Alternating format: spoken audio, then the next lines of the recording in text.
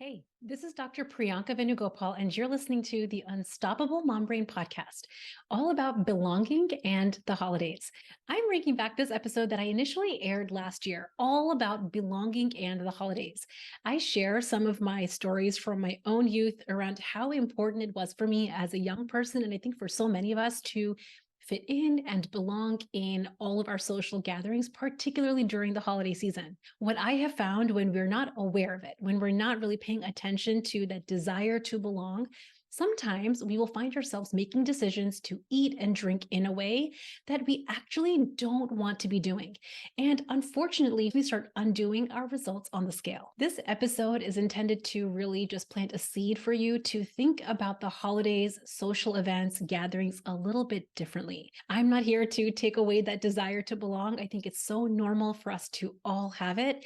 And what I'm here to do is to help you navigate that feeling that you have, the feeling that you desire, while also eating and drinking in a way that you will feel so good about, that you won't regret on January 1st. The worst reason, in my experience, to eat and drink in a way that you don't actually want is because you have a fear of missing out, or you're worried about looking awkward or being different than the crowd.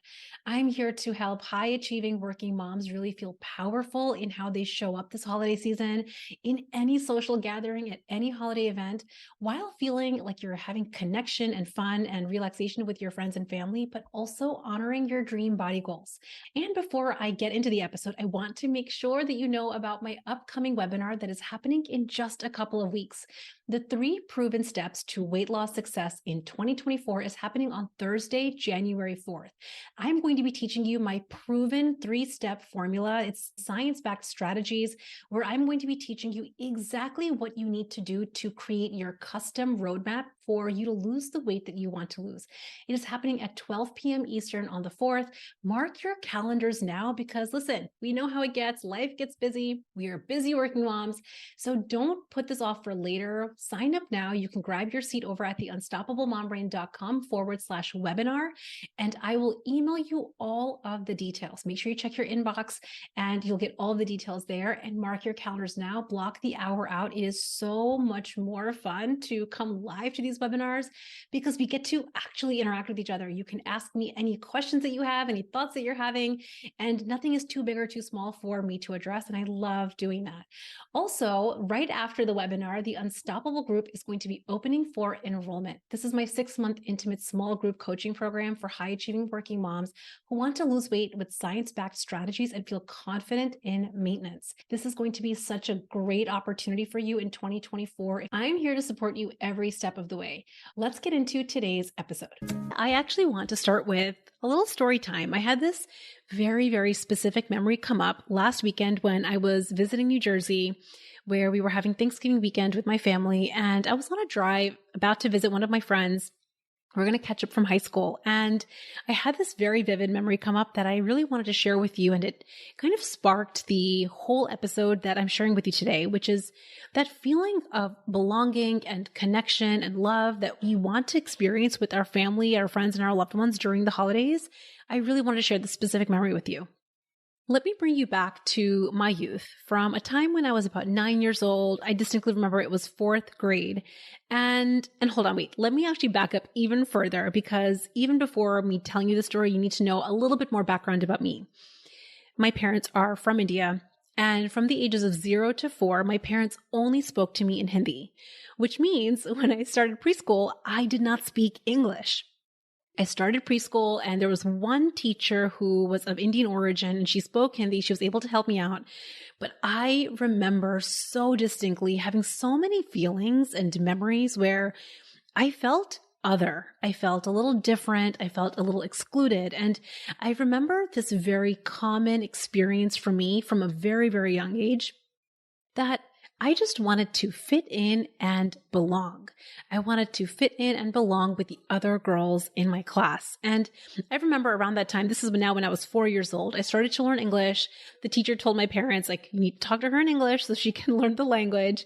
So of course, I started learning English. But honestly, being of Indian origin at this point in my life meant that despite me learning the language, I still had many things that were different about me compared to most of my friends in school. So I started speaking English, but the music that we listened to at home was totally different. At home, we were playing Bollywood soundtracks, and the food that I ate at home and the food that I used to bring into school was totally different than the food that my friends would eat and the food that they would bring to the cafeteria. I still remember my mom would send me to school with these coriander chutney sandwiches. I'm laughing at this memory. I mean, it's funny right now, but it was definitely not funny then. Coriander chutney, if you're not familiar, it's like a green, kind of gritty textured chutney that you put on a sandwich. I want you to really think about if you were not familiar as a child, if you were not familiar with what green coriander chutney was and you saw a kid eating a chutney sandwich, what you would think of that. I mean, I can like look back with some compassion right now, but at the time, I was made fun of. Like kids would look at me and be like, Priyanka, what is that green stuff on your sandwich? That's so gross. Ew. Now, I don't really think that children at that age are trying to be malicious. I mean, this is just a thought that I choose. I don't think that they were trying to be malicious, but I was just different. And I remember at that time in my life, particularly during this green chutney sandwich fiasco, I felt so embarrassed and I felt separated and I felt this need to defend it. I felt this need to defend myself and who I was while at the same time desiring to belong. It was a very, very confusing time for me because I enjoyed chutney sandwiches, but I also did not enjoy being other. I still remember I convinced my mom to start sending me to school with PB&J's, peanut butter and jelly sandwiches, simply for this reason, because I wanted to belong with my fourth grade class. So back to fourth grade, I still remember in fourth grade, we had this assignment where we had to get into groups and we had to put together a little mini dance performance to a popular song. I cannot even remember what the reason was, like what was the class that this was even an assignment, but I distinctly remember we were told that we had to create a performance. And here's the thing, in fourth grade, this is the era of the early 90s, Mariah Carey was all the rage. And I want to just tell you, at this point, when this assignment first came out, I had no idea who Mariah Carey was. Guys, I had no idea who Mariah Carey was. I had no idea what Dream Lover was, like none of it. I had no idea. Now, I want to tell you, part of the dread that I had in this assignment is I hated having to pick our own groups. Do you guys remember from back in the day when you got assigned onto teams, like you were being picked at gym for like being on a soccer team, or you had to get picked into groups? And maybe if you were like me, you didn't get picked anywhere in the first or the middle of the class. I was the kid, and at least this is my memory, where I always felt like I got picked last. And so one of the things that I dreaded is if I heard a teacher saying, get into groups or pair up with a friend, I remember feeling such dread because I would look around and just feel like I had no group to go to. Thankfully, in this specific example, the teacher assigned groups, and I remember I had the sweetest girl in my group. Her name was Jill. So Jill, if you're listening from fourth grade, you were so kind. Thank you for not making fun of my chutney sandwiches. But back to our story, we got assigned and Mariah Carey was our assigned song, her hit Dream Lover. Guys, I felt so completely out of place because as I just shared, I did not know who Mariah Carey was. I didn't know any American dance moves. Now, if you had sprung on a Bollywood song, you would see me bust out all the dance moves. But a popular American song, popular American music was such a no. And at this point in my life, I just felt very uncomfortable. If I can go back in time and really think about how I was feeling at that time, I just remember feeling uncomfortable and at the same time desiring connection and belonging with my peers. And here's what I want to share with you and why this memory is even relevant to this episode, because it feels kind of like a tangent story around chutney sandwiches and Mariah Carey in the fourth grade. But I want to tell you that desire to belong, the desire to fit in, the desire to be like the people that you're around is normal. And I wanted my Bollywood loving self and my chutney sandwiches to somehow mesh in with this Mariah Carey culture. And the only way at that time in my life that I knew how to do this was somehow to conform. And so what I started to do at a very young age is not really pay attention to what I loved.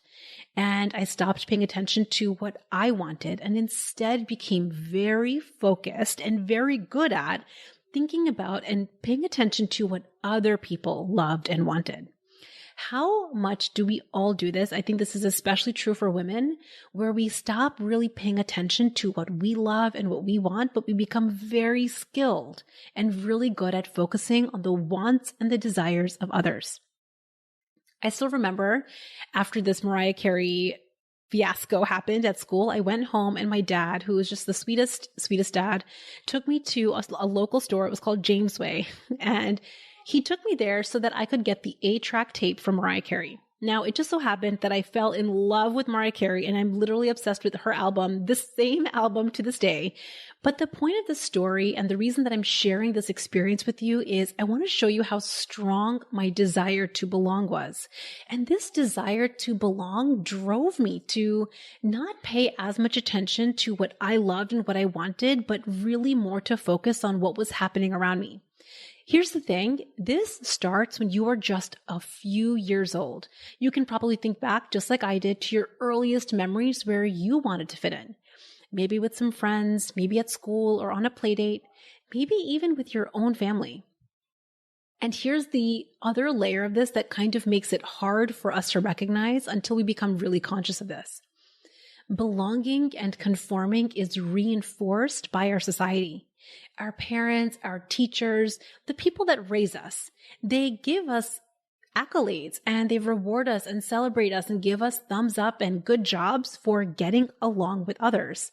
And I'm going to put getting along in quotes because I think that what we're talking about today is not just being kind to someone.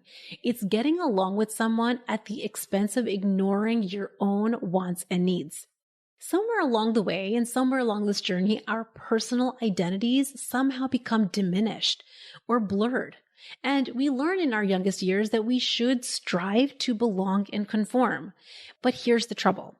What might have been a great skill for us to learn at this young age, to conform and belong in a classroom setting, isn't a skill that is serving you now when it comes to your adult life. So while it worked then, I want you to know that it might not work so well for you anymore. And here's how you can tell. Here's how you can know if that desire to conform and belong isn't working for you anymore. I'm going to ask you a few questions and I want you to think about what comes up for you. Do you feel uncomfortable being your most authentic self? Do you feel uncomfortable asking for what you really want? Do you focus more on what other people will think as you're trying to figure out what you want? Do you find yourself saying yes to things that you want to say no to? Do you focus first on what other people want or what other people will think and only then consider what you want? Do you find yourself changing parts of you, your behaviors, your mannerisms, your thoughts, and your feelings to fit in with a group of friends or colleagues? If you heard yourself saying yes, I want you to just know that there's an impact to doing this again and again and again. And it's absolutely going to impact weight loss. I want you to really think about the impact of feeling uncomfortable and being authentically you. What's the impact of you saying yes to things that you want to be saying no to? What's the impact of focusing on what other people will think or what they want before you think about your own? Really think about the impact of this. And what I have found in my own personal journey and in my own lived experience is that it starts to shut down the real you. You end up overworking, overcommitting, and eventually feel such fatigue and resentment and then confusion at why it is that you're feeling so shut down. I have coached so many women who have uncovered that they have been making food decisions for years and years of their life just because of how other people are eating in social settings. They'll eat past comfort. They'll eat foods that they don't even like simply because other people are eating it. Listen, if you've done this, I want you to know that it makes sense that you have, and we never have to make you wrong for having experienced this.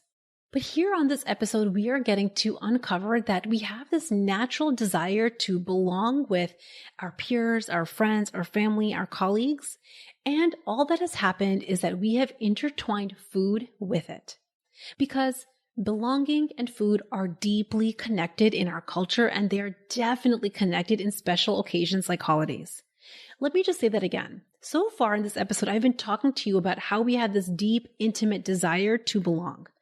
But The reason that this is a problem is because we have deeply connected belonging and the way we eat. They're intertwined. Just think about Halloween and Thanksgiving and every winter religious holiday, and not just the holidays between Halloween and New Year's Day. I mean every holiday. Any special occasion like a birthday or a special 3-day weekend are marked by special foods. We gather together and we dine together. Now, this wouldn't be a problem at all if we separated our desire to belong and connect from the way we ate, which is the whole intention of today's episode. I want you to know that you've just had years and decades of not having done this. I mean, my chutney example, while small, is a potent example. As a kid, I felt ridiculed and separated for having a different food choice. My food looked different and the way that I ate was different. I want you to think about how that translates to your adult life right now and how you eat during the holiday or during any special occasion. So let's break this down together. The thing that we really want is to not overeat. The thing that we really want is to reach our ideal weight. The thing that we really want is to never eat past comfort, ever. Let me just say that again. We never ever really want to overeat. So why is it that high achieving, brilliant working moms ever go against this? It's because we have intertwined eating with belonging. So what now? What do we do now that we know this information? We are not doomed, okay? So what I want you to first ask yourself is, how is it that you actually want to feel if you did belong? For me, if I could go back to that 9-year-old version of me, and if I asked myself this question, if we just imagined that you did belong with all of those girls in the class, if you did belong, how do you imagine you would feel? And for me, the most powerful emotion that comes up is acceptance and connection. I want you to really think about how putting food in your mouth actually has nothing to do with creating that emotional experience. The way that you want to feel this holiday season or at that next special event is acceptance, connection, and maybe love. And putting food in your mouth is just a totally separate thing. Let's just really think about this. Between two humans or two groups of people, your friends, your family, your peers, or your colleagues, feeling acceptance, connection, and even love comes from your thoughts about them, and your thoughts about you with them. And the same is true for them. What if we could give ourselves complete permission to completely unravel food from that emotional experience and made them totally separate things? And then you got to choose. You got to choose the way you ate in a way that felt good for you.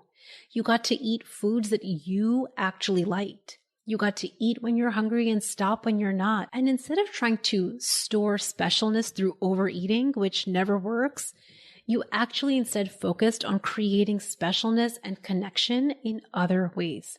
Seriously, so many of my clients tell me that they're able to be so much more present in their conversations, so much more engaged with their friends and their families. They can actually enjoy stories and be genuinely interested in what is happening because their brains are not so focused on the food. I call this real food freedom. And so here's the intention of today's episode. I want you to know that the holidays are a substantial portion of the year. So it's really important to not think about losing weight when it's not the holidays, because if you really count it up, you really saw how many days of the year it's considered a holiday. It is quite a lot. Writing off the holidays will not work if you want to reach your ideal weight permanently. So a much more powerful exercise is to ask yourself, how would you want to engage with yourself and your friends and your family during the holidays in a way that had nothing to do with how you lost weight? I think that sometimes we're under this limiting belief that we have to agree with the people that we're around to connect with them or feel belonging. Like if somebody's holding a glass of wine, then I need to hold a glass of wine. Or if somebody's holding a piece of pie, then I should have a piece of pie. And I think that we get kind of under this limiting belief that we have to be doing the same things or agreeing on the same things to connect or feel belonging with each other. And that's just not true. I mean, think about how limiting that is and how boring that would be if we were all the same. If we were all the same, if we all acted the same and ate the same and said the same things, how boring would that be? First of all, the world would be completely deprived of you being your authentic self. But how boring would that be for you? I want you to really imagine that it's possible for you to be your most authentic self, for you to discover your own opinions and your own wants, and to give it serious significance. And then act on them first before you start filtering through what other people might think about how you're eating. I think that this is a foreign concept because we've been so afraid to even consider any of this because we've been afraid of not belonging or being judged, being other than the group.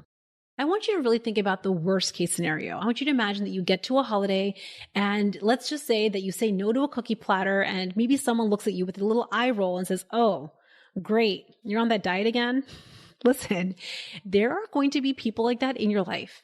There are going to be people that look at you saying no to a cookie platter or no to the second glass of wine that will roll their eyes at you. It's true. They're going to look at how you make your decisions and they're going to have thoughts laced in judgment about you. But here's what I want to tell you. That is about them. And it has nothing to do with you, which is seriously the most liberating realization that will set you up for so much success and freedom this holiday season. Do you really want to let someone that rolls their eyes at you saying no to a cookie to dictate how you eat the cookie? No. Let me tell you, if we knew that we were never actually alone, that we actually do belong with our people, that we couldn't actually be cast out, and that what we cared for, what we wanted actually mattered, what would be the impact of that for you? Now, I want you to know that doing this and recognizing this does mean change. You might notice that friendships or relationships change as you do this work, and I want you to know that it might feel hard at times. And also, I want you to know that it will be the best thing ever. This was hard for me because I always had thought of myself as the yay-saying people pleaser that struggled with being different than the crowd. You remember my story from 4th grade and the chutney sandwich. I mean, come on. I have this chronic desire to belong. I still notice it to this day. But we don't ever have to make ourselves wrong for that anymore. We don't have to make our desire to belong or to conform or to go along with the person that's rolling their eyes at us wrong anymore. Now, all you have to do is just notice it, normalize it, and validate it. Because you've had years of programming that has literally applauded you for really conforming to the needs of others. And in that moment, there's a moment of discomfort to challenge it. But here's what I want you to know. There's the discomfort in choosing yourself, in choosing your goal, in choosing what you really want. And then there's also the discomfort of conforming and not being authentically you. I'm always talking about how there's all the roads and they all have some discomfort. So instead of avoiding discomfort, what if we expanded our capacity to feel uncomfortable and then you chose the road that got you closer to where you wanted to be? This is literally the work that I'm doing with my clients inside the Unstoppable group. And I want you to know that reaching your ideal weight isn't just about the food. We discuss specific plans and strategies on day one. We talk about the holidays and vacations and birthdays and our typical working mom life.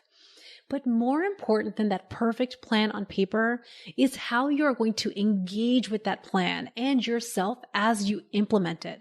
This is why coaching is such a critical element of what we do together.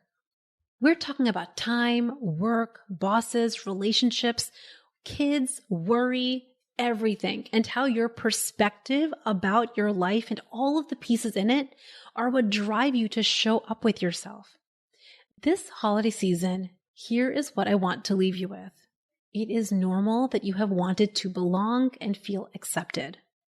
It's normal that you have wanted it because it has been hardwired into you since you were your youngest years. And it's normal that you have tied that, your desire to belong and feel accepted, with how you eat. You've been trying to store specialness and you've been allowing the eye rollers to dictate how you eat. But here's what I also want to tell you. It just doesn't work if you also want to reach your ideal weight with calm ease. And here's the biggest reminder. Overeating isn't actually pleasurable. Forget the scale. Your body doesn't actually love it. So instead of focusing on what it would be like to belong with others and fit in and be accepted by others, I want you to just take a moment to think about what it would be like for you to just be comfortable with being authentically you, saying yes to what you really wanted and no to the rest. It is incredibly freeing, friends, to know that you can eat the way you choose and it can be its own thing. And then you can go separately and connect and belong with your loved ones. I promise you this holiday season, when we start to separate food from our desire to belong and accept and feel loved, we start to skyrocket our weight loss goals. One of the biggest things that we get to do is we get to avoid the usual weight gain simply in applying this one tool. I hope you enjoyed today's episode around belonging and the holidays and my chutney sandwich stories. I know it seemed like a little bit of a tangent, but I really wanted to paint the picture of how normal it is from such a young age of our desire to not be different than everyone else. This is so normal. And also, I think it's so possible for us to have that, for us to recognize it and have it not ever get in the way of you hitting your dream body goals. I'm here on a mission to help high achieving working moms lose the weight they want and feel confident in maintenance. And that means navigating social scenarios and social gatherings with other people powerfully. You can take the first step in really implementing what we're talking about by joining me on my upcoming webinar, The 3 Proven Steps to Weight Loss Success in 2024. It's happening on January 4th on Thursday at 12 p.m. Eastern. You can grab your seat over at theunstoppablemombrain.com/webinar. I will send you all of the details to your email inbox, and it is going to be so much fun. I hope you guys have an amazing week. Bye.